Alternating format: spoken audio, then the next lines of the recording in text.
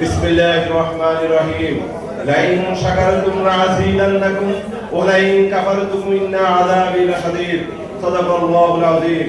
প্রিয় ভাইরা, বাংলাদেশ জাতীয়তাবাদী উলামা দল কেন্দ্রীয় সংসদ কর্তৃক আয়োজিত আজকের এই পবিত্র কোরআন এবং রাসূল পাক সাল্লাল্লাহু আলাইহি ওয়াসাল্লামের শানে তথাকথিত ইসলামী নামধারী যে সকল দল রাসূলের শানে যে বেয়াদবি করেছে তার এই প্রতিবাদে আজকের এই প্রতিবাদ সমাবেশে উপস্থিত হয়েছেন আমাদের ওলামা দলের তিনি ইসলামী দলকে কেন্দ্রে রাজনীতি করে সুযোগ করে না দিয়েছেন।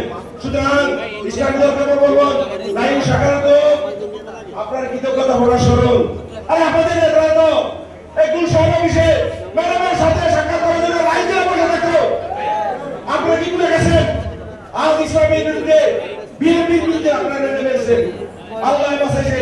এই কথাতে আমাদের অ্যাডভোকেট রিজভী ভাই যদি বলতো যে পূজা এক তাহলে সারা বাংলাদেশে ইসলামী দলগুলো কেমন করে গেছে, কোথায় সে তথাকথিত ইসলামী দলগুলা যে যারা এই কথা বলছে ইসলামের আঘাত হয়েছে, আজ তারা কোথায়?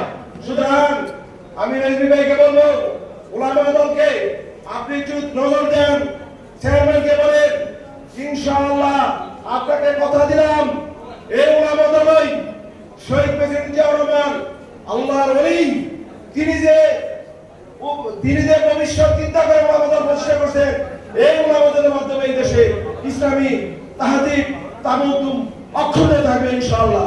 উলামা দলের প্রত্যেক নেতাকে ধন্যবাদ জানাই এবং আমন্ত্রিত অতিথিদেরকে ধন্যবাদ জানাই, প্রধানমন্ত্রীকে ধন্যবাদ জানাই। আমরা আপনাদের সকলকে ধন্যবাদ জানিয়ে আমার বক্তব্য শেষ করলাম। বিশেষ করে যার কথা না বললেই নয়, আমাদের ওলামা দলের সদস্য সচিব অ্যাডভোকেট আবুল হোসেন এই দলকে শ্রম দেওয়ার জন্য অনেক কষ্ট করেন। আপনারা দেখছেন না, সবাইকে কাছে আপনাদের ফোন দিয়েছে ওলামা দলকে সুযোগ করার জন্য। সুতরাং আমরা চাই ওলামা দল একটা সাচ্চা ওলামা দল হোক। এটা কি আপনারা চান না? ওলামা দলের মধ্যে কোনো দুষ্কৃতি না থাকবে, এটা আমরা চান। ইনশাআল্লাহ ওলামা দল দুর্বার গতিতে এগিয়ে যাবে। আমাদের যে দুজন রাহবার আছে তাদের নেতৃত্বে আমাদের নেসার ভাই আছে, রজুল ভাই সহ, খায়রুল ভাই, খোকন ভাই সহ সকলে ইনশাআল্লাহ পরামর্শে আমাদের এগিয়ে যাবে ইনশাআল্লাহ। এই বলে আমি আমার বক্তব্য শেষ করছি। আল্লাহ হাফেজ। বাংলাদেশ জিন্দাবাদ।